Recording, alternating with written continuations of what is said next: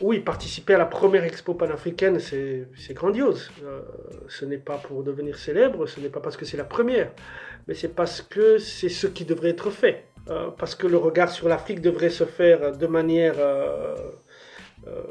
fixe, parce que le détail, l'Afrique n'est pas un pays, mais en même temps, l'Afrique est une grande famille aussi qu'on peut montrer, qui peut exister en grand aussi, mais avec toutes les diversités. Cette expo permet, avec ce sujet spécifique, qui n'était pas le plus facile, euh, là je parle de lumière et de photographe, permettait aussi d'arriver avec un même sujet, une même thématique, mais d'exister, d'être itinérant, de voir son nom apparaître alors qu'on n'est pas là.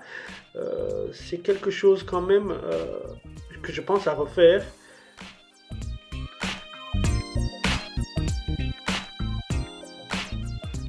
Oui, mon histoire est assez spéciale puisque je travaille, je rencontre dans un contexte où je suis dans mon pays.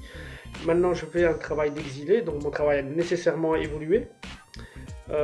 L'orientation de mon travail n'est plus centrée sur mon pays uniquement, mais elle est centrée sur les rapports euh, Afrique-Europe, Europe-Afrique. J'ai réfléchi sur ce qui régissait les relations entre les individus, ce que l'image pouvait apporter à la vie en commun et ce qu'elle pouvait apporter comme différenciation.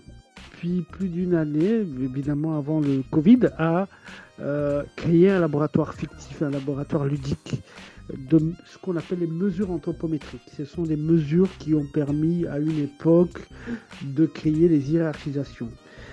C'est un projet qui s'appelle le Muzungu Tribes. Le Muzungu Tribes me permet, moi, d'aller vers une critique des stéréotypes, une critique des différences, et évidemment de trouver les tribus contemporaines avec lesquelles nous vivons et que nous devons vivre en paix.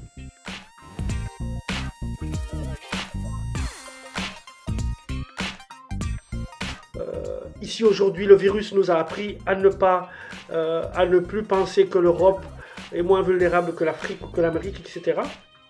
Mais que nous étions tous logés à la même enseigne et que tout ce qu'on fait n'avait pas de sens si nous n'avions pas les moyens et si on ne mettait pas les moyens aux bons endroits avant de courir après seulement, en tout cas une obligation de changer de paradigme et de priorité.